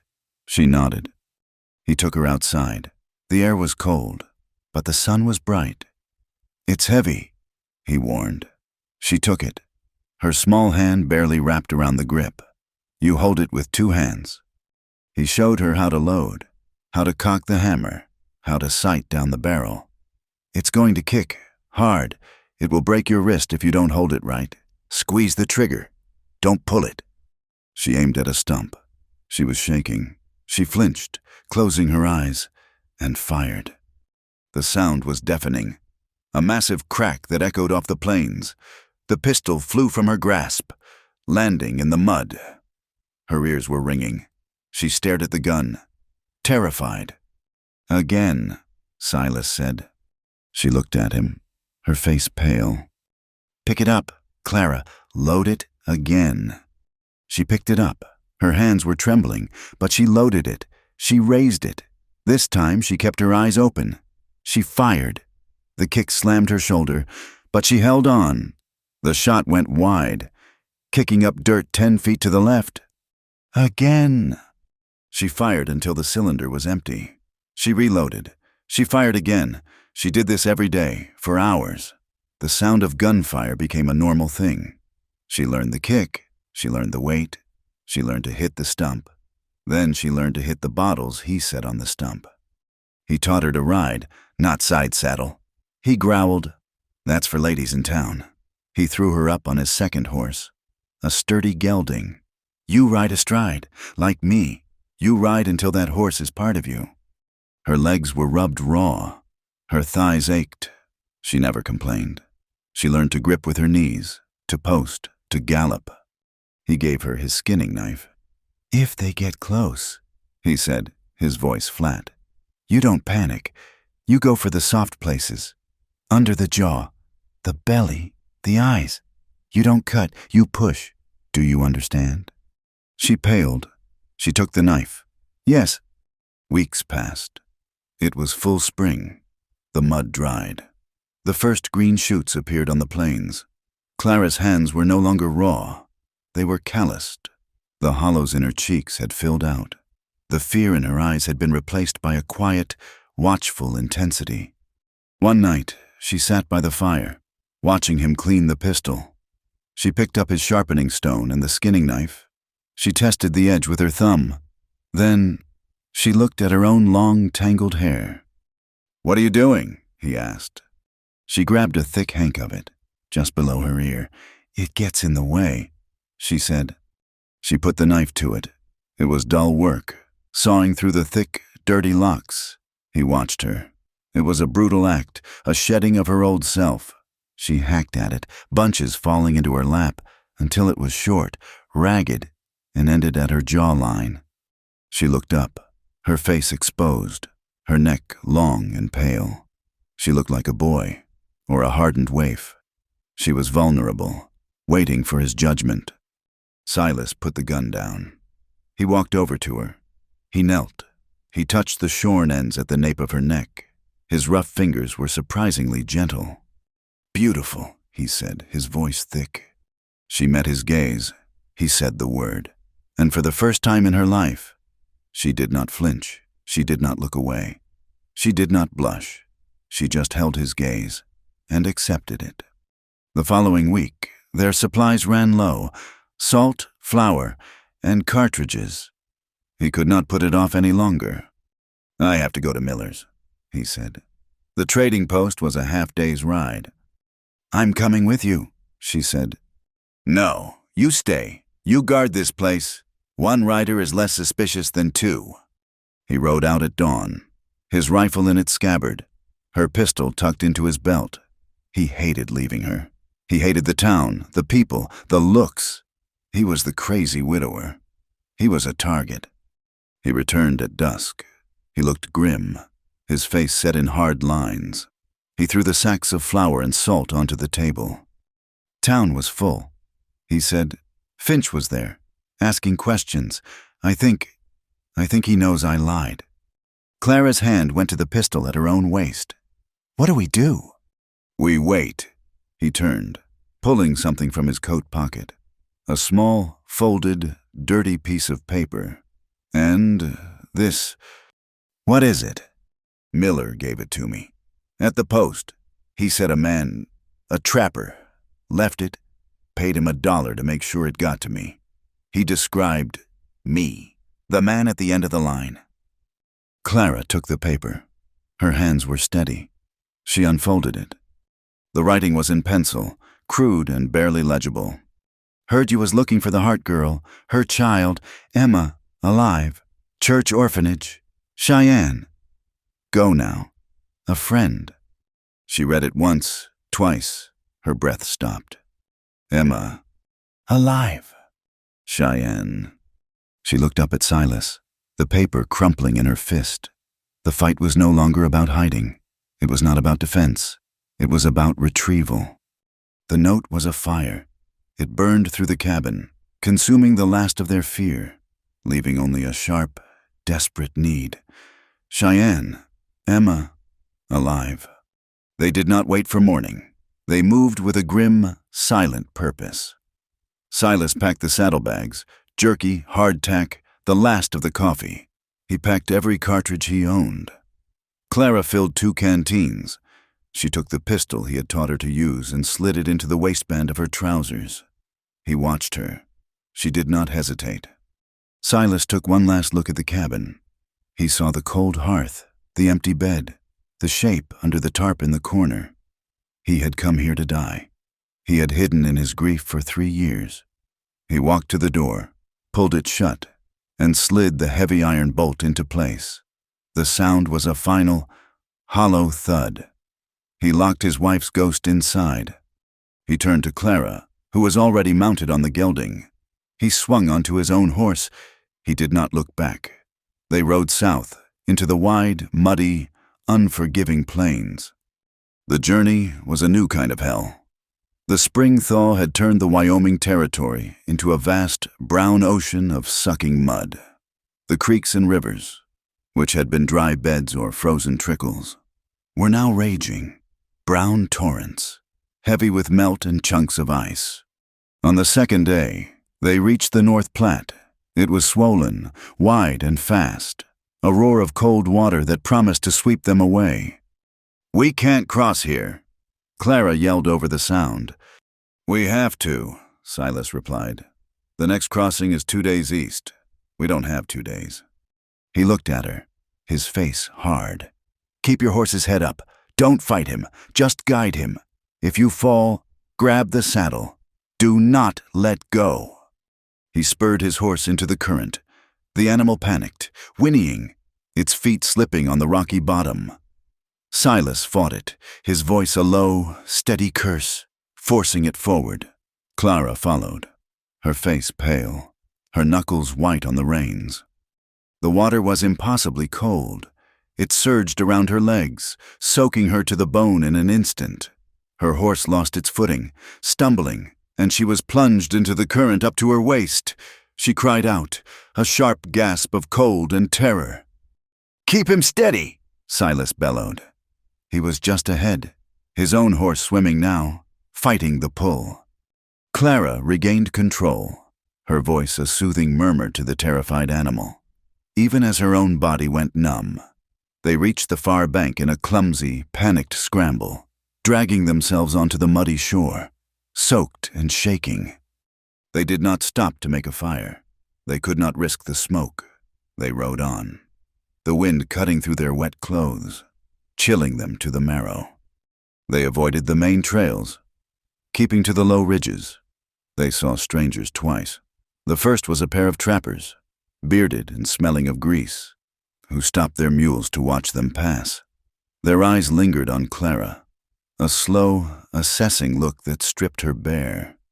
Silas put his hand on the butt of his pistol. The trappers saw the gesture, saw the coldness in his eyes, and nudged their mules on. The nights were freezing. They shared a single bedroll, huddling for warmth, their bodies pressed together under a canvas tarp. It was not passion. It was survival. They lay in the dark, listening to the coyotes, the rifle between them, taking turns to watch. They ran low on grain for the horses. They were forced to stop in a small, miserable settlement that was little more than a collection of sod houses and a single false front building that called itself a saloon and general store. Silas looked at Clara. "Stay mounted." "No," she said. Her voice was quiet, but firm. "I'm not hiding. I'm not waiting in the cold." He looked at her, at the stubborn set of her jaw, at the short, ragged hair. He nodded. "Stay close." They tied the horses and stepped inside. The room was thick with smoke, whiskey, and the smell of unwashed men. A half-dozen patrons, mostly freighters and buffalo hunters, stopped their talk to watch them enter. Silas ignored them, walking to the plank bar where the supplies were kept. "Grain," he said to the barkeep. 20 pounds, and coffee." A man at a nearby table, drunk, his beard stained with tobacco, let his chair crash down. "Well now, look at this." Silas did not turn. "You find yourself a pretty boy, mister," the man sneered. Another man laughed. "That ain't no boy. Look at the eyes. That's a whore. Just a whore with her hair chopped off." Silas went rigid. "Clara," he said, his voice deadly calm, "go outside." But the first man was already on his feet, stumbling toward them. He was big, smelling of sour whiskey. He reached out and grabbed Clara's arm. "How much for a turn? Boy whore. I ain't picky." Clara tried to pull away, her hand dropping to the pistol at her waist. She was not fast enough. Silas was. He did not draw. He did not speak. He turned, his movement a blur of cold, contained rage, and struck the man. It was not a barroom punch. It was a short, brutal, efficient blow to the throat. The man made a horrible gagging sound, his eyes wide with shock. He clutched his neck and collapsed, his knees hitting the dirty floorboards. The saloon went dead silent. The only sound was the man choking on the floor. Silas looked at the other men, his face a mask of such cold violence that no one moved. He turned back to the barkeep, who was pale. Silas threw $2 silver onto the bar. The grain and coffee cost half that. "We'll take it," Silas said. He grabbed the sack of grain with one hand and Clara's arm with the other. He pulled her out of the saloon, into the cold, clean air. They mounted and rode. They rode hard for an hour, the sound of the choking man the only thing following them. They stopped when the horses were lathered by a small, willow-choked creek. Clara slid from the saddle, her legs shaking. She stumbled to a tree and leaned against it, her back to him. Silas dismounted, his knuckles raw and split, the blood drying in the cold. He went to her, thinking she was hurt. "Clara?" Her shoulders were shaking. He put a hand on her arm, and she turned. She was weeping, but it was not the weeping he had heard before. It was not the sound of fear, or shame, or nightmares. She was crying with a deep, shuddering force that seemed to come from her very bones. He touched me," she whispered, her voice thick. "And you—" She looked up at him, her face wet, her eyes full of a raw, stunned disbelief. "No one," she choked out, "no one ever has done that for me. No one ever stood up. They just watched, or they waited their turn." Silas looked at her. He looked at his own bloody hand. He had no words. He did not know how to comfort her. So he just stood there, his hand on her arm, and let her cry. He let her cry for the first time, not from fear, but from the strange, agonizing pain of being defended. That night, they found a way station. It was a miserable sod dugout, run by a sour old man who offered a dirty cot and a cold floor for 2 bits. They paid for the cot, but only to have the room. Silas bought a bottle of whiskey. Clara watched him, her eyes wary. He sat on the edge of the cot and pulled the cork with his teeth. He took a long, deep drink. He had not touched whiskey since the night he found Mary. He drank, and he did not speak. He drank until the halfway mark of the bottle was gone. The whiskey did not make him mean. It did not make him loud. It just broke him. He stared at the dirt floor, the bottle dangling from his hand. "He called you that," he whispered, his voice thick, slurred. "He called you a whore." He laughed, a short, ugly sound. "But he should have been looking at me." "Silas," she said, moving toward him, "you're drunk." "I am." He looked up at her, his eyes full of a profound, drunken self-loathing. "I'm filth, Clara. I'm a man who ran. I left her. I left my wife to die, alone." He took another drink. "I wasn't there, and now I'm— What? I'm happy." He said the word like it was the worst obscenity. "I hold you. I feel alive, with her, with Mary, cold in the ground. What kind of man does that?" His voice broke. "I don't deserve it. I don't deserve this. I don't deserve you. I don't deserve happiness." He let the bottle slip, but Clara caught it before it hit the floor. She set it aside. She looked at the broken man on the cot. He was staring at his hands. His shoulders slumped, defeated by his own ghosts. She was the strong one now. She knelt in front of him. "Silas." He did not look up. She began to unlace his muddy boots. He was too drunk to protest. She pulled them off. She stood and, with a strong, sure grip, pulled his wet, dirty coat from his shoulders. He let her. She unbuttoned his shirt. His chest was bare. She saw the old, faint, white scars on his shoulders and back, from farm work, or a past he'd never spoken of.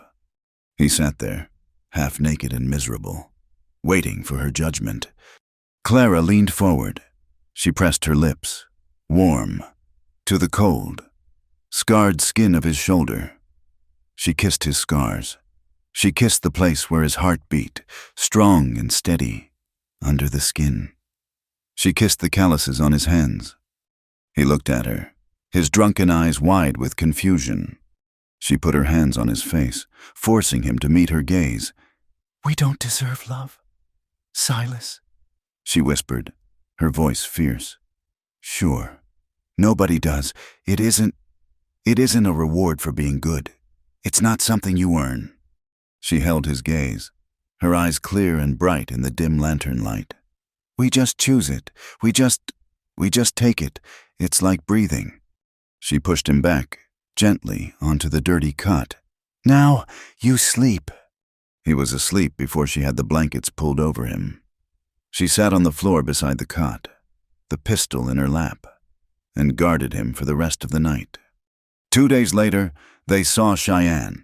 It was not a town, it was a city. It rose from the plains, loud, crowded, and terrifying. The streets were choked with wagons, soldiers, cowboys, and women in fine dresses. It was a different world. They found the orphanage on the edge of town. It was a stark, 2-story brick building, the Cheyenne home for foundling girls, surrounded by a high iron fence. It looked more like a prison than a home. They left the horses and walked to the door. Silas's hat was in his hands. Clara was trembling, but her face was set. A woman in a severe black dress, her hair pulled back so tight it stretched the skin on her face, opened the door. Her eyes were small and suspicious. "We are not receiving visitors," she said. We're looking for someone," Clara said, her voice small. "A girl. Her name is Emma Hart. She would be 7. The matron's face hardened. "We do not give out information on our girls. Who are you?" Clara's breath hitched. I am her mother." Her mother. The matron, Mrs. Albright, looked Clara up and down. She saw the men's trousers, the short, rough hair, the dirt under her nails. She saw Silas standing behind her, a hard, armed, and frightening man. "Mothers who abandon their children have no rights here. Madam, we protect our girls from influences." "I didn't abandon her," Clara cried, her voice breaking. I was forced. Please, I need to know if she's here, if she's safe." "She is safe from you," Mrs. Albright said, and began to close the door. "Please!" Clara surged forward, desperate. She fumbled at her neck, her fingers pulling at a thin, tarnished silver chain. She pulled it over her head. It was a small, simple locket, her one possession from her own mother, the only thing she had managed to hide and keep through all the years. "Take this," Clara whispered, pressing it into the matron's hand. It's all I have. It's real silver. Please, I don't want to take her. I just have to see her. Please." Mrs. Albright looked at the pathetic offering in her palm. She looked at the raw, agonizing desperation on Clara's face. She sighed, a long, weary sound. "Wait here," she said, and closed the door, leaving them in the hall. The hall was dark. It smelled of lye soap and boiled cabbage and cold stone. Clara was shaking so hard she had to lean against the wall. Silas stood by the door, his hat clutched in both hands, his body a solid, unmoving wall of protection. He looked utterly out of place, a wolf in a sheep pen. It felt like an eternity. They heard footsteps. The door opened. Mrs. Albright stood there. Behind her, hiding in the folds of her black skirt, was a child. She was small and thin and pale. She wore a plain gray uniform dress, her brown hair pulled back in 2 severe, tight braids. Clara stopped breathing. The girl peeked out, her eyes wide and curious and wary, met Clara's. They were her eyes. The world tilted. Clara's knees buckled. She made a small, strangled sound, a gasp, a sob, a prayer. Silas's hand shot out, grabbing her arm, holding her upright. "This is Emma." "Mrs." Albright said, her voice softer. She sings a strange little song all the time about a river." The girl, frightened by the intensity of these strangers, by the woman who was weeping without making a sound, began to hum. It was a nervous, absent-minded habit. It was the lullaby. "Emma," Clara whispered. The name was torn from her. She slid down the wall, sinking to her knees, so she would not frighten the child. The girl just stared. She did not recognize this woman, this weeping, strange woman with short hair and men's clothes. "My name is Emma," the girl said, her voice tiny and clear. "I'm not supposed to talk to strangers." Clara held out a hand, her entire body shaking. I know that song," she whispered, the tears streaming down her face. I used to sing that song to my own." Emma cocked her head. She looked at the woman's outstretched, calloused hand. She looked at her weeping face. She was not afraid. She was just curious. She took one small step out from behind the matron's skirt. She did not take the hand. She did not run. She just stood there and watched her. Silas saw it all. He saw the world shrink to this one, fragile, impossible moment.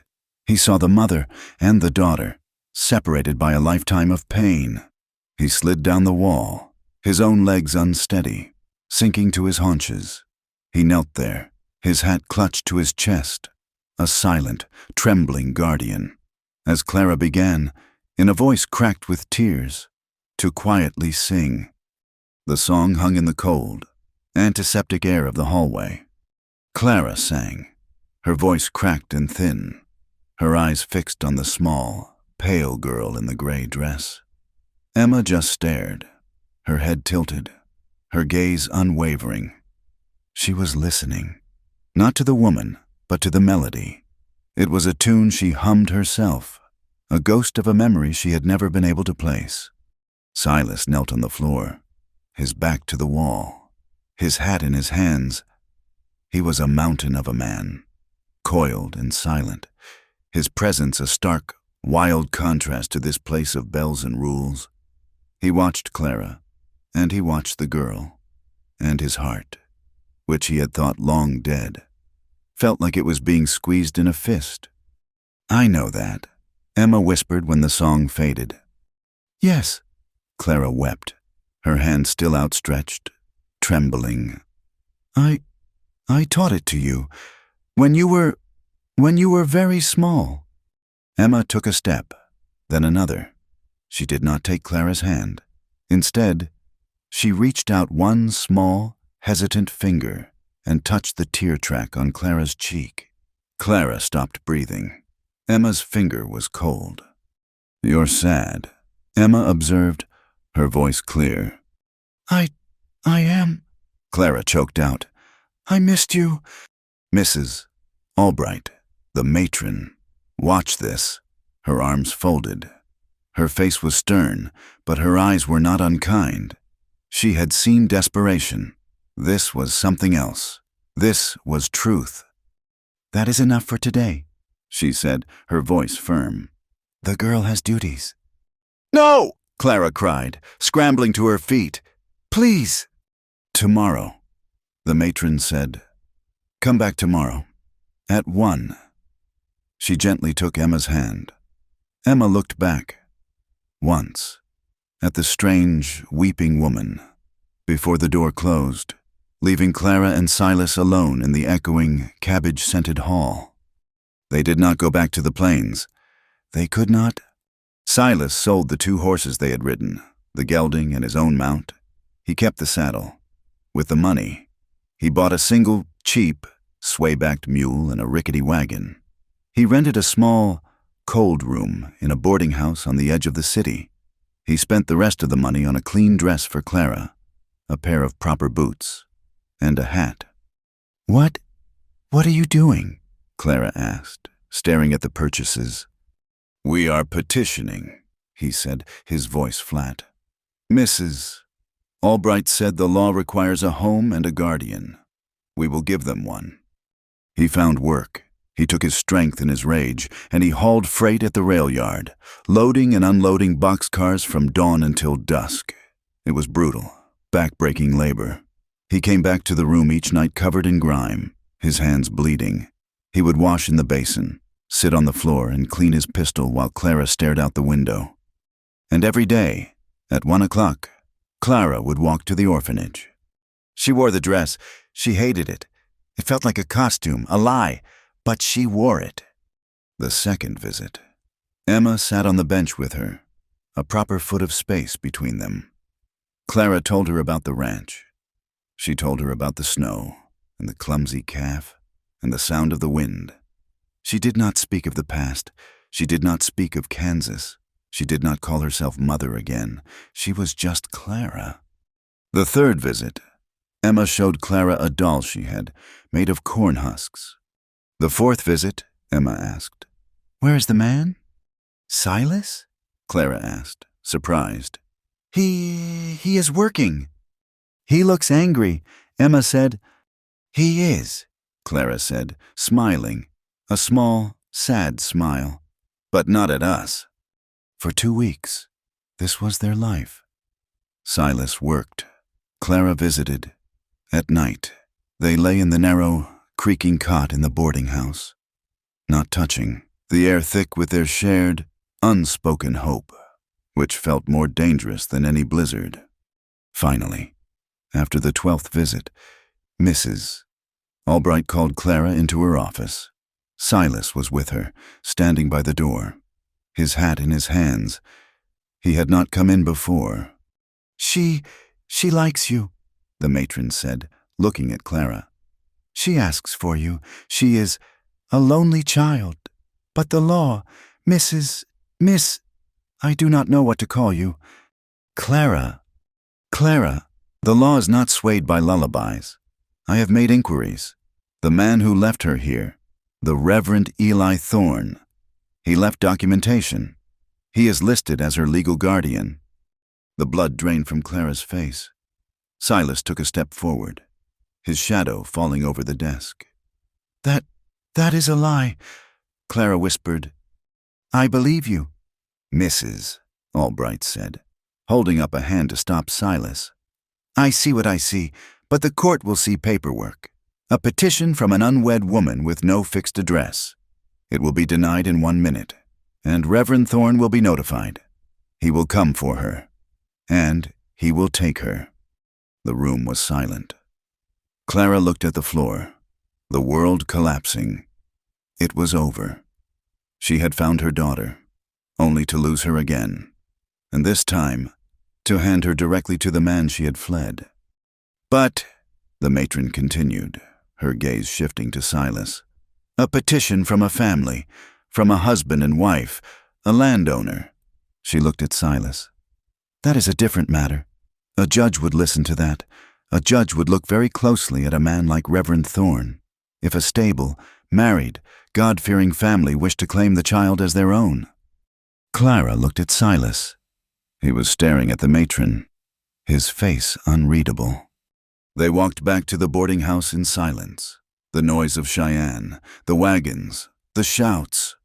It was all a dull roar. Clara sat on the edge of the cot. She was defeated. It was one thing to ask Silas to fight, to ask him to shelter her. It was another to ask him to chain himself to her, to legally bind his name, his property, his future, to a woman with her past. "It's too much," she whispered, staring at the floorboards. I can't ask you to marry me, to take on that name, my name, the whore from the saloon." "It's a good name," Silas said, his voice quiet. She looked up. He was not at the window. He was standing in front of her. "What?" "Clara," he said. "It's a good name. It means clear, bright. I looked it up, in a book, at the post." "Silas?" She shook her head, tears filling her eyes. "No, you don't have to. I won't." I won't trap you. I won't be your burden. I'll tell Mrs. Albright I'm leaving. I'll disappear. He'll never find Emma. She'll be safe there. That's enough." She was crying, giving up, trying to save him from herself. Silas watched her. He watched this woman, who had survived so much, break under the weight of her own perceived unworthiness. He did not argue. He did not command. He knelt. He knelt on the dirty floor of the boarding-house room, this huge, hard, silent man. He sank to his knees, bringing his eyes level with hers. She gasped, a small, shocked sound. He took her hands, her calloused, scarred, strong hands. He held them in his own. "Clara," he said, his voice low, rough. I'm not offering you a hand to pull you up. I'm not a better man than you. I'm on the ground with you. We're in the same mud. You carry the weight of your past. I carry the weight of mine. Mary, my son, they're a weight I'll carry until I die." He looked down at their joined hands. "I'm not asking you to take my name to save you, or to save Emma. I'm asking because I can't carry my weight alone anymore." He looked up, his dark eyes holding hers, his gaze full of a raw, desperate, lonely truth. "Then let me carry the weight beside you." She stared at him, the tears streaming down her face. She had expected a proposal of convenience, a transaction. She had received a confession, a plea. She did not say yes, she just fell forward, her arms wrapping around his neck, and held him. They were married 3 days later. It was not in a church. Silas would not step in one. They bought back their wagon and their mule. Silas bought a new, strong horse, Mrs. Albright, seeing the plain gold band Silas had bought, seeing the legal paper he had a judge sign, bent every rule in her book. She called it a probationary release. She called it a fosterage. She called it whatever the law needed to hear. She released Emma into their custody. They left Cheyenne that same day. They did not look back. The journey home was slow. It was not the desperate, frantic ride of before. It was careful. Emma sat on the wagon seat between them, her small, thin body rigid, her eyes wide with the sheer, terrifying expanse of the plains. She had never been outside the city, not that she could remember. They slept in the wagon bed, the three of them, Clara and Emma on one side, Silas on the other, his rifle beside him. The first night, Emma woke up screaming from a nightmare. Clara held her, rocking her, singing the lullaby until the child's tense body went limp. Silas watched, his hand on his rifle, his heart aching. When they reached the cabin, the world was green. The snow was gone, a distant memory on the highest peaks. The brown, muddy earth had given way to a sea of new grass, small, stubborn wildflowers, purple and yellow and white, pushed up through the soil. The air was warm, smelling of pine and damp earth. Silas pulled the wagon to a stop. He sat, just looking. The cabin, which had been his tomb, looked small. It looked like a home. He got down and opened the door. The air inside was stale, but the sunlight streamed through the clean window. He walked in. The ghost was gone. Mary's presence, the cold grief that had lived in the corners, it had faded. There was just an empty room, waiting. Clara led Emma inside. The child's eyes were wide. "This is it?" she asked. "This is it," Clara said, her voice soft. "This is home."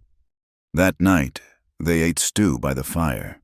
Emma, exhausted by the journey and the vastness of the sky, fell asleep on the small cot Clara had made for her, the cot where Clara herself had once shivered. Clara stood by the fire, watching the flames. Silas stood by the door, watching her. The cabin was quiet, filled with the soft, steady breathing of the sleeping child. Clara turned. She looked at the bearskin rug where she had collapsed, half dead. She looked at the man who had found her. "That night," she said, her voice barely a whisper, when I was in the barn, I begged you to end me."